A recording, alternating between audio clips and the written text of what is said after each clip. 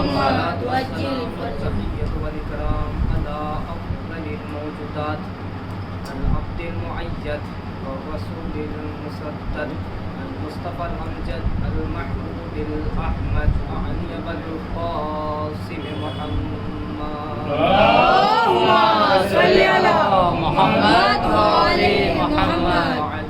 بسم الله الرحمن الرحيم. السلام عليكم يا أنصار دين الله. صلوات اللهم صل على محمد وآل محمد. سامعین محترم، بزرگان مذہب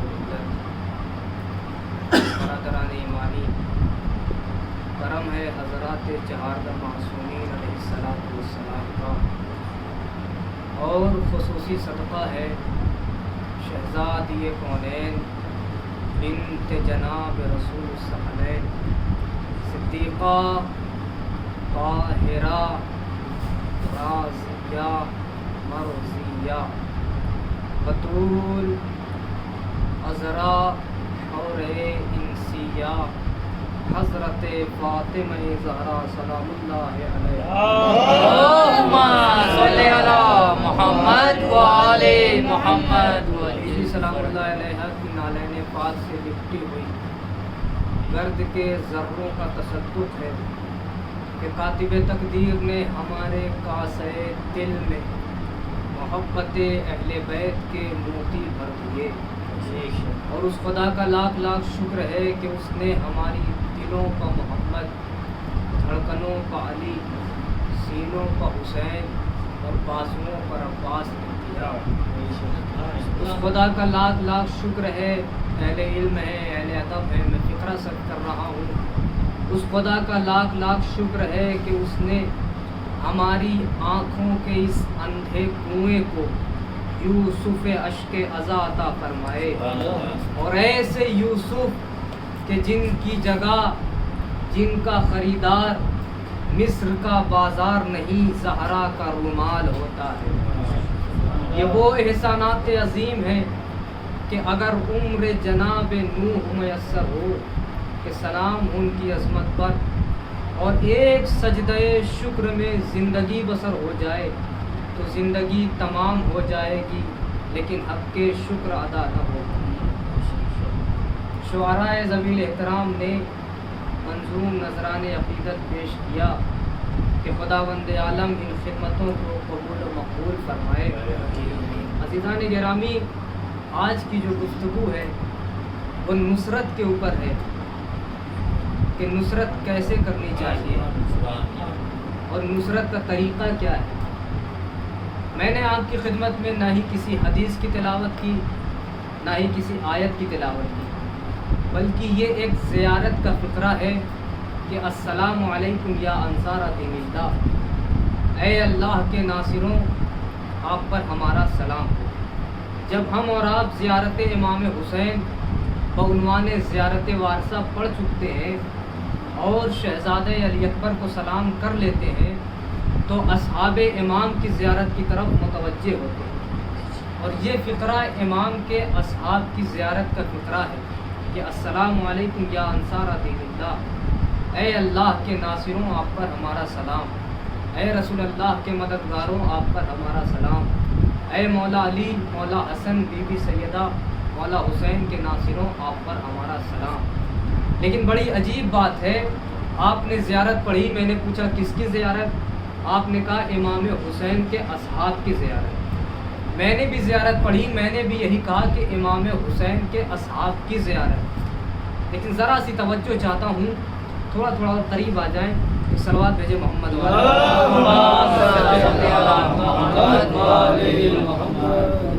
آپ نے زیارت پڑھی، میں نے پوچھا کس کی زیارت؟ آپ نے کہا امام حسین کے اصحاب کی زیارت.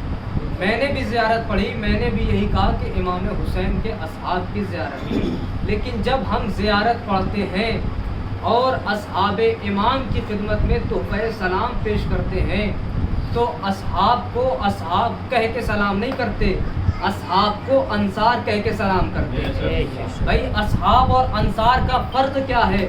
ساتھ رہنے والے کو اصحاب کہتے ہیں اور وقت مصیبت ساتھ دینے والے کو انصار کہتے ہیں، ساتھ رہنے والے کو اصحاب کہتے ہیں، اور وقت مصیبت ساتھ دینے والے کو انصار کہتے ہیں۔ اس کا مطلب نگاہ معصوم میں جو مرتبہ صحابیوں کا ہے وہ ناصروں کا نہیں، جو مرتبہ ناصروں کا ہے وہ صحابیوں کا نہیں، یعنی جو مرتبہ مدد کرنے والوں کا ہے وہ ساتھ رہنے والوں کا نہیں ہے۔ اسی لیے مولا حسین نے فرمایا کہ جیسے مجھے ملے میرے نانا کو بھی نہ ملے۔ فرق کیا تھا؟ جیسے مجھے ملے میرے نانا کو بھی نہ ملے، فرق یہ تھا کہ نانا کو ساتھ رہنے والے ملے اور نواسے کو ساتھ دینے والے ملے۔ سلوات بھیجے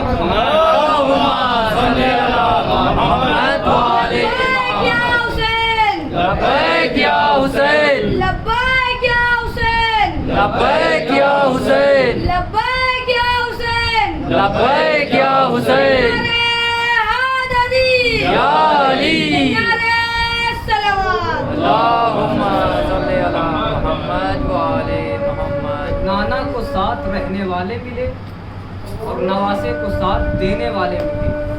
اس کا مطلب کہ فائدہ اٹھانے والے کو صحابی کہتے ہیں اور فائدہ پہنچانے والے کو ناصر کہتے ہیں۔ فائدہ پہنچانے والوں کو عزیزان گرامی ایک فرق یہ بھی ہے کہ صحابی ہونے سے جو صحابی ہو جائے اس کا فائدہ ہے، لیکن جس کا صحابی ہو اس کا فائدہ نہیں۔ جس کا صحابی ہو، آپ کہیں گے دلیل کیا ہے؟ دلیل یہ ہے جس کا صحابی ہو اس کا فائدہ نہیں۔ بھئی تاریخ اسلام گواہ، نبی نے اعلان اسلام کیا، اب تعداد اصحاب بڑھی، 2 سے 10 ہوئے، 10 سے 100 ہوئے، 100 سے 1000 ہوئے۔ اب جو دامن صحبت رسول میں آتا گیا وہ فائدہ اٹھاتا گیا، اسے فائدہ ملتا گیا۔ ان میں جو بے گھر تھے انہیں گھر مل گیا، جو بھوکے تھے انہیں غذا مل گئی، جو برہنہ تھے انہیں رضا مل گئی، جو بے اسلام تھے انہیں اسلام مل گیا، جو بے ایمان تھے انہیں ایمان مل گیا۔ مگر مجھے بتائیے نبی کو کیا ملا؟ جب 2 صحابی تھے تو کیا ملا؟ جب 10 ہو گئے تو کیا ملا؟ جب 1000 ہو گئے تو کیا ملا؟ جب غدیر کے میدان میں 1.25 لاکھ ہو گئے تو کیا ملا؟ بھائی دولت تو دولت ہے، حکومت تو حکومت ہے، ایک کاغذ و قلم مانگا تھا وہ بھی نہ ملا، ایک کاغذ و قلم مانگا تھا وہ بھی نہ ملا۔ اس کا مطلب فائدہ اٹھانے والے کو صحابی کہتے ہیں اور فائدہ پہنچانے والے کو ناصر کہتے ہیں۔ یہی وجہ ہے کہ تاریخ میں جب بھی 2 نام سامنے آئے، ایک ابو سفیان کا نام اور ایک جناب ابو طالب کا نام، ابو سفیان کو صحابی رسول لکھا گیا اور ابو طالب کو ناصر رسول لکھا گیا۔ سلمان بھیجے پر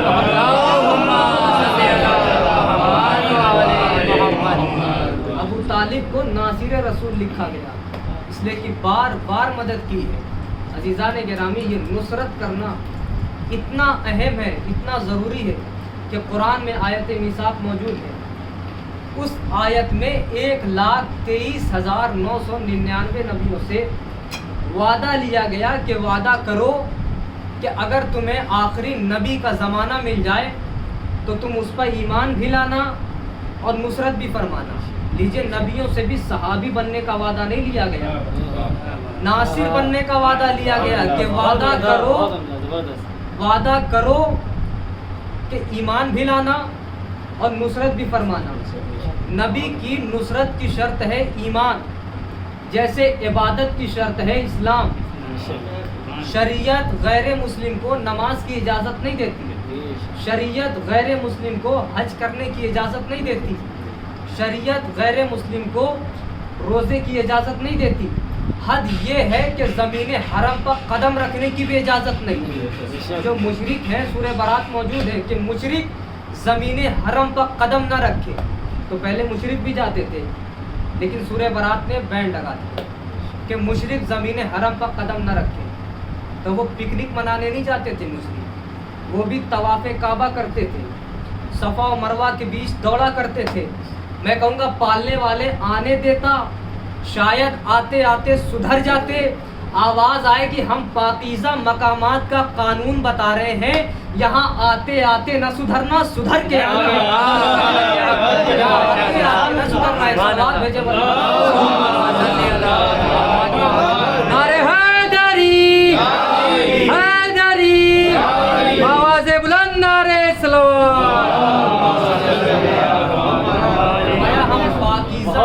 کائنات کا قانون بتا رہے ہیں. بے شک یہاں آتے آتے نہ سدھرنا، سدھر کے آنا. تو عزیزان گرامی یہ نصرت کرنا کتنا اہم ہے. اور بارگاہ معصوم سے نہ تو ہم سے کسی دولت کا تقاضا ہوا، نہ ہی کسی اور چیز کا تقاضا ہوا. بارگاہ معصوم سے صرف ایک چیز کا تقاضا ہوا کہ حل من ناصر ینصرنا، ہے کوئی جو ہماری مدد کو آئے. لہذا ہم سے بھی مدد مانگی گئی ہے. تو ہم کیسے نصرت کریں؟ دیکھیے وہ نصرت جو کربلا والوں نے کی وہ کربلا سے پہلے ہوئی نہیں اور ظہور سے پہلے ہوگی نہیں. بعد ظہور ہوگی وہ نصرت جب رجعت ہوگی. جب رجعت ہوگی، جب امام آئیں گے تب وہ ہوگی نصرت. اور مولا عباس کے جو دل میں تمنائے جنگ ہے وہ بعد ظہور پوری ہوگی. بعد ظہور وہ پوری ہوگی. عزیزان گرامی جب رجعت ہوگی تو تاریخ یہ کہتی ہے کہ ہمارے اور آپ کے 12ویں امام خانہ کعبہ کی طرف کھڑے ہوں گے اور کھڑے ہونے کے بعد منادی ندا دے رہا ہوگا. جبریل مولا کے ہاتھ پہ بیعت کریں گے اور اس کے بعد سے منادی ندا دے گا. تو شور اٹھے گا اتنے میں کہ دیکھو حبیب آ رہے ہیں، وہ زہیر آ رہے ہیں، وہ مقداد آ رہے ہیں، وہ سلمان آ رہے ہیں. عزیزان گرامی سلمان فارسی ان کا مقام بہت بلند ہے جو 10ویں درجے پہ فائز ہے. 10ویں درجے پہ فائز. عزیزان گرامی جناب سلمان فارسی، اب بات آگے تو ایک جملہ عرض کرتا چلوں کہ جناب سلمان فارسی اور مولا کائنات ایک سفر پہ نکلے ہوئے ہیں اور مولا کائنات ہر وقت مولا کے ساتھ ہیں، جناب سلمان فارسی کے ساتھ ساتھ ہیں. کہ اتنے میں جناب سلمان فارسی نے کیا دیکھا کہ چیونٹیوں کا لشکر ہے، بہت سی چیونٹیاں ہیں. اور اتنے میں جناب سلمان فارسی گئے اور جانے کے بعد دیکھتے ہیں، پھر یہ سوچتے ہیں کہ اتنی سی مخلوق ہے جس کو اللہ نے بنایا ہے، اس کے یہاں برادری سسٹم بھی ہے، اور یہ اتنی سی مخلوق جس کو اللہ نے پورا جسم عطا کیا ہے.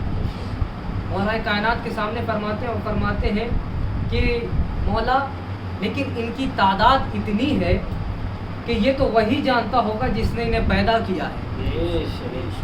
ان کی تعداد اتنی ہے کہ یہ تو وہی جانتا ہوگا جس نے انہیں خلق کیا ہوگا.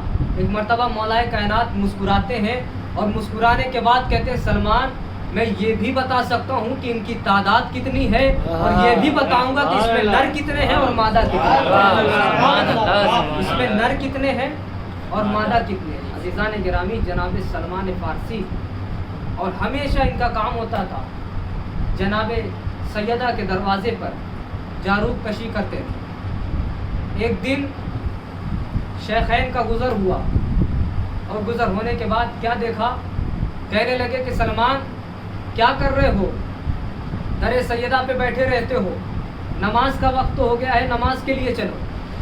ایک مرتبہ جناب سلمان نے کہا کہ جسے تم در کہہ رہے ہو وہ سلمان کی سدرۃ المنتہا ہے. کہا کہ جسے تم در کہہ رہے ہو وہ سلمان کی سدرۃ المنتہا ہے. ایک مرتبہ یہ لوگ پریشان ہو کر رسول کی خدمت میں آئے. یا نبی اللہ، سلمان نے در سیدہ کو سدرۃ المنتہا کہا. سدرۃ المنتہا کہا کہ سلمان کو بلایا جائے. اور سلمان آئے اور آنے کے بعد ایک مرتبہ رسول خدا نے فرمایا کہ سلمان جو یہ لوگ کہہ رہے ہیں کیا وہ صحیح ہے؟ کہا بالکل، میں نے سدرۃ المنتہا کہا ہے. کہا کہ اچھا. کہا کہ یہ بتاؤ، جناب سلمان نے پھر ان لوگوں سے پوچھا کہ یہ بتاؤ تمہاری سدرۃ المنتہا کیا ہے؟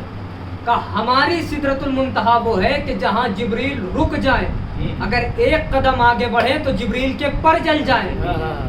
ایک قدم آگے بڑھیں تو جبریل کے پر جل جائیں. ایک مرتبہ جناب سلمان مسکراتے ہیں اور کہتے ہیں کہ تمہاری سدرۃ المنتہا وہ ہے کہ جہاں جبریل رک جائے اور میری سدرۃ المنتہا وہ ہے کہ جہاں محمد رک جائے. جہاں محمد رک جائے وہ میری سدرۃ المنتہا ہے. صلوات بھیجیں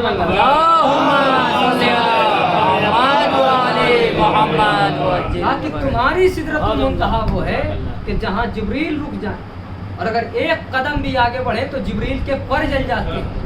اور میری سدرۃ المنتہا وہ ہے کہ جہاں رسول بھی آ کر جھکتے ہیں, رسول بھی آ کر کھڑے ہوتے ہیں. اب جناب سلمان پھر دروازے پہ پہنچے کہ اتنے میں جناب فضہ جو کنیز ہے اندر سے کہتی کہ جناب سلمان میں نے سنا ہے کہ تم نے در سیدہ کو سدرۃ المنتہا کہا کہ ہاں میں اس بات پہ بہت فخر کرتا ہوں کہ میں سدرۃ المنتہا پہ رہتا ہوں, میں سدرۃ المنتہا پہ رہتا ہوں. کہا کہ بس اتنی سی بات. کہا ہاں. کہا کہ اگر تم سدرۃ المنتہا پہ رہتے ہو, اب جناب فضہ کہتی ہے, کہا کہ اگر تم سدرۃ المنتہا پہ رہتے ہو تو میں بھی کعبہ قوسین کے اندر رہتی ہوں. میں بھی کعبہ قوسین کے اندر رہتی ہوں. صلوات بھیجے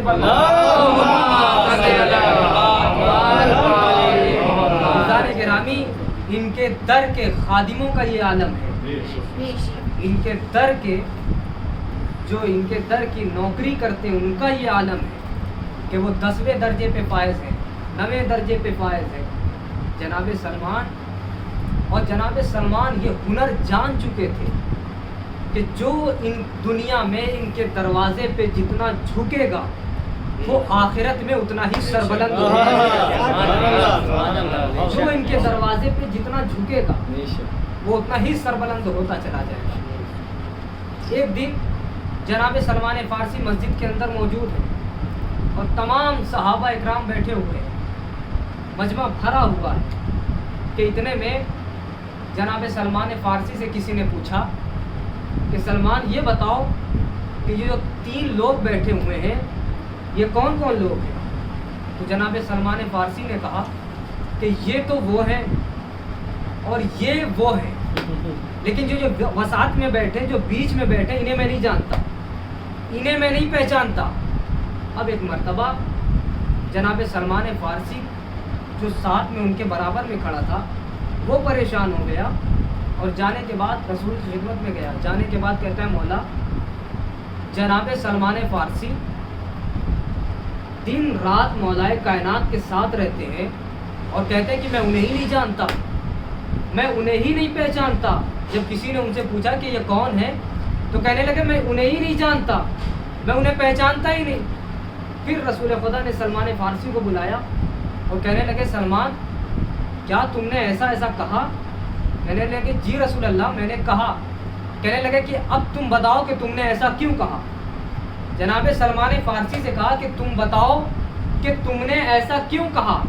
تو ایک مرتبہ جناب سلمان فارسی کہتے ہیں کہ مولا اے میرے آقا آپ ہی نے تو فرمایا کہ علی کو یا تو میں جان سکتا ہوں یا اللہ جان سکتا ہے, یا میں جان سکتا ہوں یا اللہ جان سکتا ہے. تو یا رسول اللہ نہ میں آپ ہوں نہ خدا ہوں, لہذا میں علی کو کیسے بتاؤں کہ یہ کون ہے؟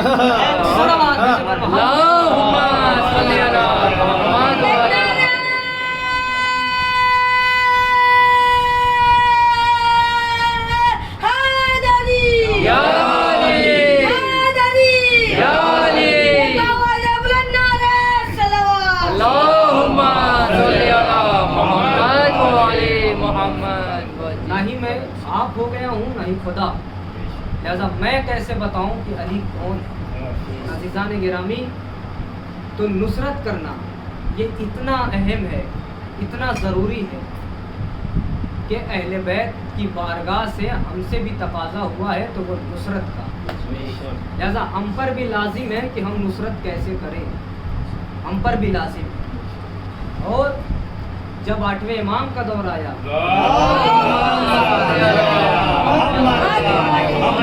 راوی یہ کہتا ہے کہ میں دیکھتا تھا کہ 8ویں امام بڑے ہی شاندار لباس پہنتے تھے, بہت ہی اچھے لباس پہنتے تھے, لوگ جلنے والے اس سے بھی جلتے تھے. اور کسی نے کہا کہ مولا آپ کے نانا اور دادا نے تو ایسے لباس پہنے نہیں، تو پھر آپ کیوں پہنتے ہیں؟ چھٹے امام پہ بھی اعتراض ہوا تھا، تو فرمایا کہ دیکھو وہ مسلمانوں کی غربت کا دور تھا، اور 8ویں امام جنہیں شاہ خراساں کہا جاتا ہے،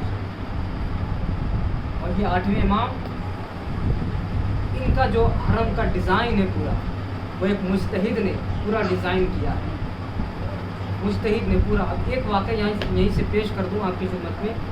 پورا حرم کا ڈیزائن انہوں نے نقشہ پورا بنایا ہوا ہے، عقائد اللہ تھے، اور انہوں نے جو مین دروازہ تھا وہاں پہ ایک ایسی تعویذ جو وہاں کام کرنے والے تھے ان کو دیا کہ یہ مین دروازے پہ لکھنا، اور بتانے کے بعد ساری چیزیں بتانے کے بعد وہ چلے گئے اپنے گھر. اور گھر جب گئے تو پھر ایک مرتبہ خواب میں 8ویں امام کو دیکھا، اور دیکھنے کے بعد مولا سے گفتگو ہوئی. کہنے لگے کہ میں اس سے راضی نہیں ہوں. امام نے کہا کہ جو تم مین دروازے پہ لکھ رہے ہو، جو کلمہ لکھ رہے ہو، جو تعویذ بنا کے لکھ رہے ہو، علم جفر کے بہت بڑے ماہر تھے. تو کہنے لگے کہ میں اس سے راضی نہیں ہوں. کہ دوسرے ہی دن پھر حرم آئے. مشہد آنے کے بعد جو کام کرنے والے تھے ان سے کہا کہ رک جاؤ، یہاں پہ یہ نہ لکھنا، اب اس کو ہٹا دو. کہنے لگے کہ کیا بات ہے، ابھی آپ کل تک یہ کہہ رہے تھے کہ اس کو لکھ دینا، لیکن اب کہہ رہے ہو کہ نہیں اب اس کو نہ لکھو. کہا کہ کل رات جب میں سویا تو میرے خواب میں 8ویں امام آئے، اور آنے کے بعد کہتے ہیں کہ یہ جو تم لکھ رہے ہو میں اس سے راضی نہیں ہوں. کہا کیا لکھ رہے تھے آپ؟ کہا کہ میں اپنے علم جفر سے ایک ایسی تعویذ لکھ رہا تھا کہ اگر کوئی گناہگار شخص مولا کے حرم میں داخل ہونا چاہتا تو وہ داخل نہیں ہو پاتا، وہ وہیں سے واپس چلا جاتا. تو امام نے کہا کہ میں اس سے راضی نہیں ہوں، اس لیے کہ اگر گناہگار میرے در پہ نہیں آئے گا تو کہاں جائے گا؟ گناہگار اگر میرے دروازے پہ نہیں آئے گا تو وہ کہاں جائے گا؟ عزیزان گرامی، ان کا یہ عالم ہے. اور مولا کے حرم میں ایک نوجوان تھا جو مستقل جاتا تھا اور صرف ایک دعائیں مانگتا تھا کہ مولا میں فلاں لڑکی سے شادی کرنا چاہتا ہوں، میری وہاں شادی ہو جائے. اور بہت دعائیں مانگتا تھا جا کر. ایک دن جب حرم سے نکل رہا تھا تو سامنے سے مجتہد آ رہے تھے. کہنے لگا کہ میں اتنے دنوں سے مولا کے حرم میں دعائیں مانگ رہا ہوں لیکن دعائیں قبول ہی نہیں ہو رہی ہے، دعا قبول ہی نہیں ہو رہی ہے، اس لیے کہ میں نے سنا ہے کہ یہاں پہ روزے پہ آنے کے بعد ساری دعائیں پوری ہو جاتی ہے، ساری مراد پوری ہو جاتی ہے. تو کہنے لگا کہ میں اتنے دنوں سے دعائیں مانگ رہا ہوں لیکن دعا قبول ہی نہیں ہو رہی ہے. تو ایک مرتبہ وہ آیت اللہ کہنے لگے تم نے مولا کے حرم میں، مولا کے قدموں میں وہ ایک قبر دیکھی ہے جو شیخ بہائی کی قبر ہے؟ کہنے لگا ہاں شیخ بہائی کی قبر میں جانتا ہوں. بہت بڑے عالم دین تھے یہ، اور یہ بھی علم جفر کے ماہر تھے. بہت ساری ان کی دعائیں کی کتاب بھی ہے، کشکول بہائی ایک کتاب ہے بہت مشہور. تو کہنے لگا کہ میں جانتا ہوں. کہنے لگے کہ اگر تم وہاں سے نہیں مل رہا ہے تو تم ان کی قبر پہ جا کے مانگ لو. کہا کہ تم ان کی قبر پہ جا کے مانگ لو. اور وہ گیا ان کی قبر پہ، شیخ بہائی کی قبر پہ گیا. جانے کے بعد وہاں پہ دعائیں مانگتا ہے، اور واقعی کچھ ہی دنوں کے بعد اس کا رشتہ وہاں ہو گیا. کچھ ہی دنوں کے بعد دعائیں قبول ہوئی کہ اس کا رشتہ وہاں ہو گیا. اور پھر سال 2 سال گزرے نہیں تھے کہ دونوں میں آپس میں لڑائی جھگڑا ہوا اور رشتہ ٹوٹ گیا. کچھ باتیں ایسی ہوئی کہ جو اخلاقاً میں پیش نہیں کرنا چاہتا، لہذا یہاں تک معاملہ آ گیا کہ طلاق کی نوبت آ گئی اور دونوں میں طلاق ہو گئی.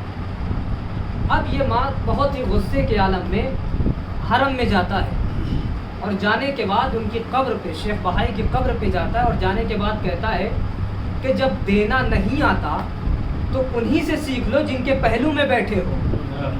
جب دینا نہیں آتا تو انہی سے سیکھ لو جن کے پہلو میں بیٹھے ہو. عزیزان گرامی، عطا کرنے والی ہستی کو معلوم ہے کہ کسے کیا عطا کرنا چاہیے اور کسے کیا نہیں عطا کرنا چاہیے.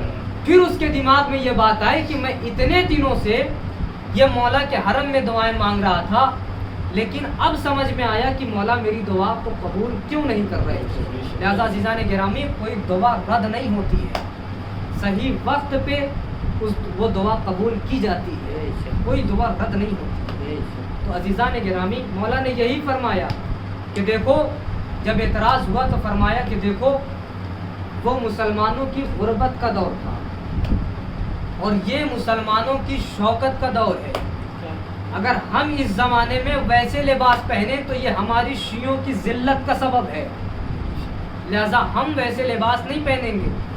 اور عزیزان گرامی، جب بھی محرم کا چاند نمودار ہوتا تھا تو راوی یہ کہتا ہے کہ میں نے خود یہ دیکھا، اور جہاں جہاں بھی، اور 8ویں امام خود ذاکروں کا بہت احترام کرتے تھے، ذاکروں کا بہت احترام کرتے تھے کہ یہ میرے جد کی مجلس پڑھ رہا ہے، یہ میرے جد کا مرثیہ پڑھ رہا ہے، لہذا مولا ذاکروں کا بہت احترام کرتے تھے۔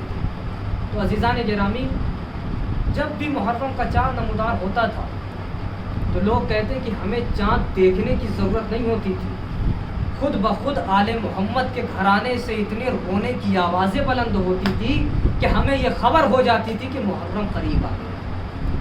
لہذا عزیزان گرامی، بارگاہ معصوم سے ہم سے بھی نصرت کا تقاضا ہوا ہے، مدد مانگی گئی ہے، ہم سے بھی نصرت، مدد مانگی گئی ہے ہم سے۔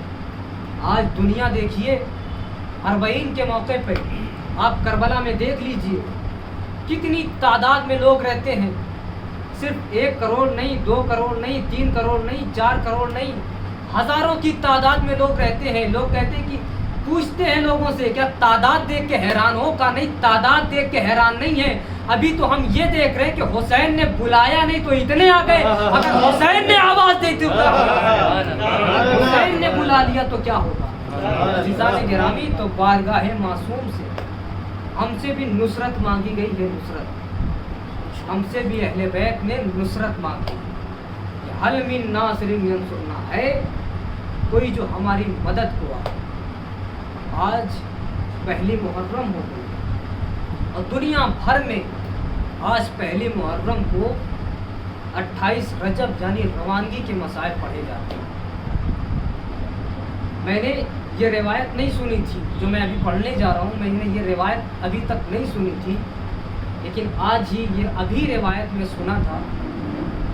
اور وہ روایت یہ ہے کہ جب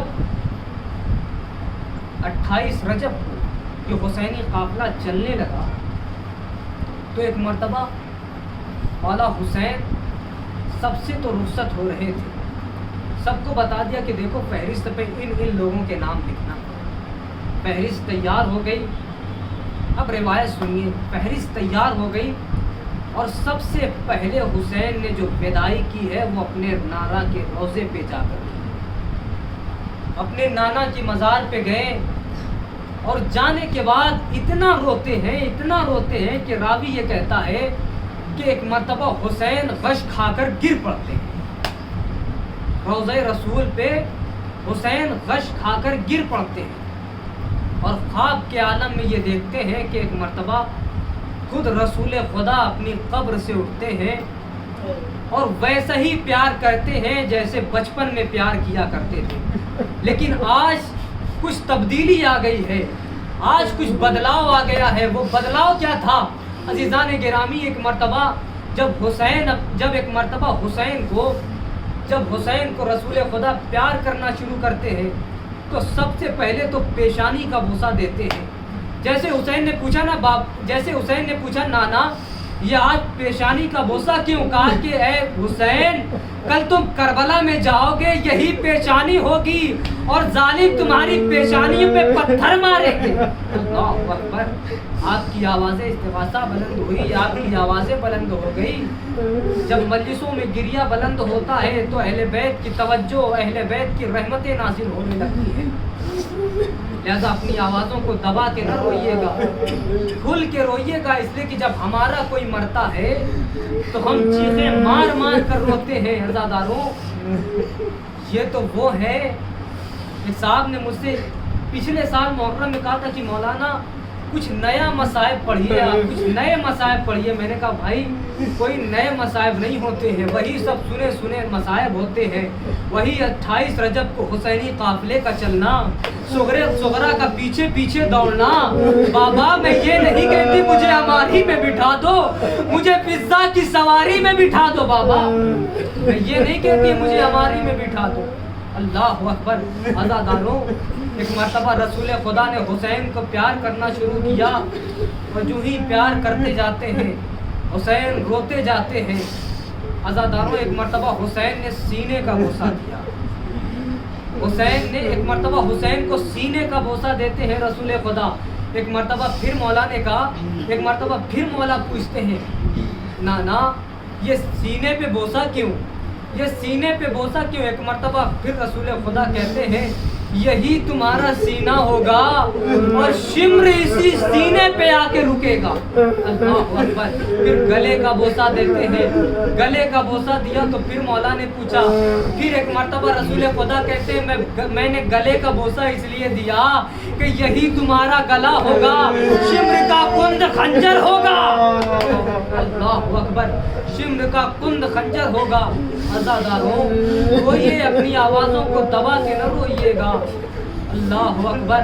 हाँ अज़ादारों, अब एक मरतबा जो दूसरी रुखसती है मौला की, दूसरी जो रुखसती है, रावी ये कहता है कि जैसे छोटे बच्चे अपनी माँ से लिपट के रोते हैं, जैसे छोटे छोटे बच्चे अपनी माँ से लिपट के रोते हैं, ठीक वैसे ही मौला हुसैन गिरते पड़ते अपनी अम्मा की कब्र पे जाते हैं।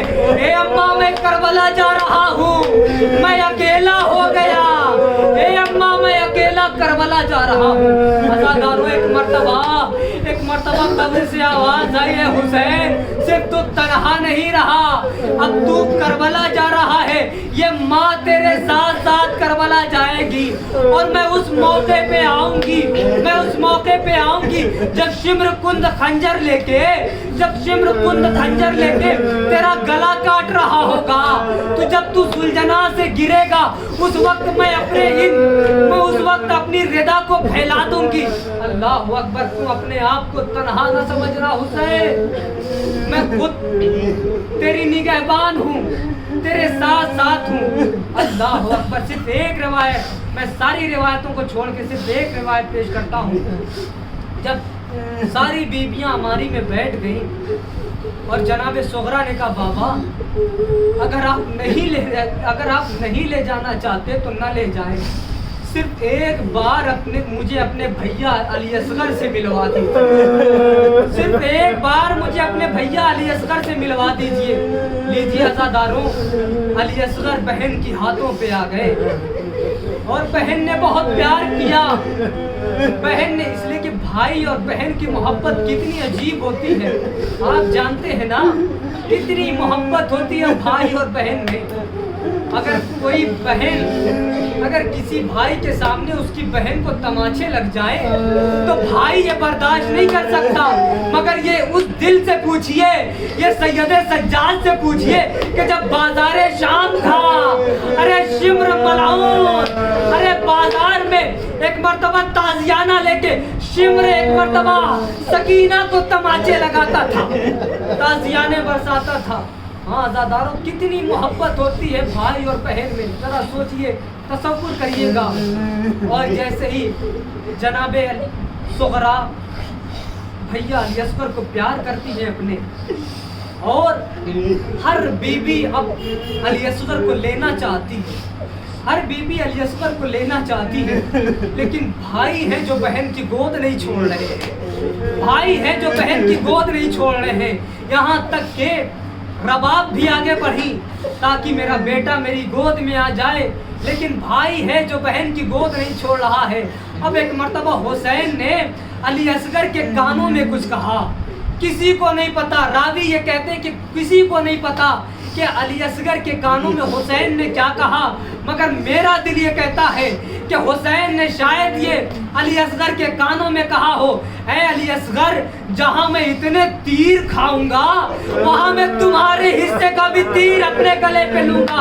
اے مولا جیسے یہ سننا تھا ایک مرتبہ بہن کی گود علی اصغر نے چھوڑی, اب جناب سغرا تڑپ گئی. اللہ اکبر. ایک مرتبہ بھائی سے بہن کی جدائی ہوئی اور یہ قافلہ کربلا پہنچا. جب 2 محرم کو قافلہ کربلا پہنچا, وہی موقع آیا جب شمر کند خنجر لے کے, جب 10ویں محرم آ گئی, شمر کند خنجر لے کے آگے بڑھا. اور ٹھیک ویسے ہی جیسے کہ اماں نے وصیت کی تھی, جیسے کہ فاطمہ زہرا نے وصیت کی تھی, اے حسین جب تو تنہا ہو جائے گا تو تنہا نہ سمجھنا, اس لیے کہ تیری ماں رہے گی. عزاداروں ادھر شمر کا کند خنجر چلا, ادھر ایک مرتبہ آواز استغاثہ بلند ہوئی, الا قتل الحسین بکربلا, حسین مار دیے گئے, حسین قتل کر دیے گئے, حسین قتل کر دیے گئے. انا للہ و انا الیہ راجعون. رضم بقضائہ و تسلیمۃ امرہ. اور الہ تجھے واسطہ ہے تمام شہدائے کربلا اور شہدائے کربلا کا, ہماری مختصر سی اس عبادت کو قبول فرما. بار الہ تجھے واسطہ ہے تمام شہدائے